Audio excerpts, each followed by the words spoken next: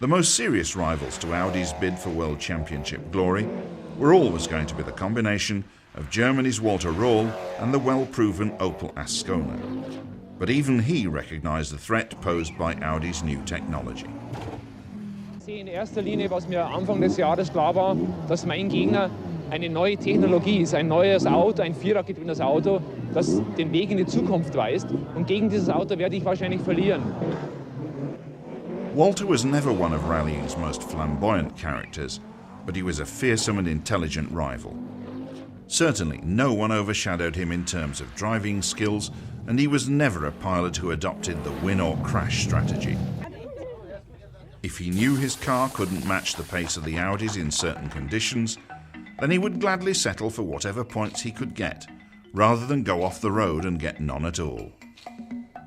And so it was that by the final World Championship rally of the season, on West Africa's Ivory Coast, the championship had come down to a straight fight between Röhrl and Michel Mouton. Thanks to her efforts and those of Mikkola and Blomqvist, the Audi Quattro had already wrapped up the World Manufacturers' Championship. Michel had scored 3 outright wins for the team, and Mikkola and Blomqvist had scored 1 each.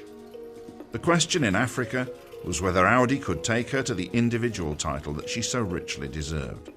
Sadly, tragically, the answer was no.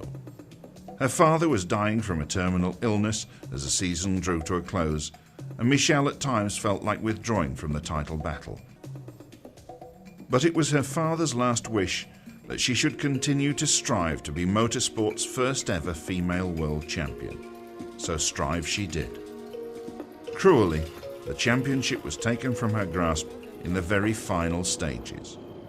Röhrl roared on to victory as a devastated Michel sat by the roadside with the Audi's transmission broken. On into the 1983 season, and the big news was the return of Lancia with a car as formidable as the legendary Stratos. A rally version of the Monte Carlo Sports Saloon, code-numbered the 037, the Lancia Rally bore little resemblance to its road-going counterpart.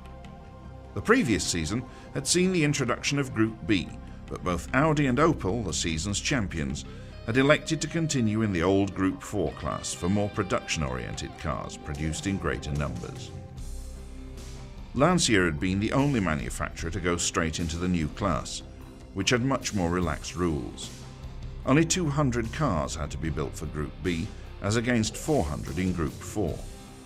More importantly, manufacturers were also permitted to build evolution models of the same car. The minimum build limit for these anything goes machines was just 20 cars. It was hardly surprising, therefore, that the company which gave us the Stratos went wholeheartedly for the new concept. Lancia treated 1982 more or less as a development year, suffering but solving all kinds of problems with both engines and chassis. They got their reward in 1983, when new signing Walter Röhrl won 3 championship qualifiers, while teammate Marco Allen took 2 more. The Group B Lancia Rally deservedly gave the company its first manufacturers' championship since the glory days of the Stratos in the mid-70s. Facing ever-growing opposition, Audi continued to develop the Quattro concept, making it shorter, lighter and more powerful. Audi went rallying to promote its Quattro concept of 4-wheel drive production cars, and saw no marketing and sales value in producing specials which had little or no direct relationship to the cars it actually sold to the public. Power, however, always seemed to be uppermost in the minds of the German engineers. So when they started taking advantage of the Group B rules to build more specialized versions of the production Quattro, it was to this engine that they turned first. Through 1983 and 1984, the power output of Audi's 5-cylinder engine went up and up and up. Originally, there was a 350 to 400 horsepower version of the well-proven 10-valve engine with its 2 valves per cylinder. This was more than good enough to power Hannu Mikkola to the World Drivers' Championship in 1983, despite the determined efforts of Lancia drivers Walter Röhrl and Marco Allen. In mid-1984, came a fire-breathing Evolution version. 4 valves per cylinder, more turbo boost to take advantage of the improved engine breathing, and even experiments with water injection to cool and expand the fuel mixture charge. There was from 450 to 550 horsepower on tap, depending on where the driver positioned the turbo boost control. At that time, no rally car had developed more power. However, even with this sort of power available, the Quattro engineers realized there was still plenty of work to do. The production car still dictated the layout of things like engine positioning, and the Quattro had originally been developed from a front-wheel drive car.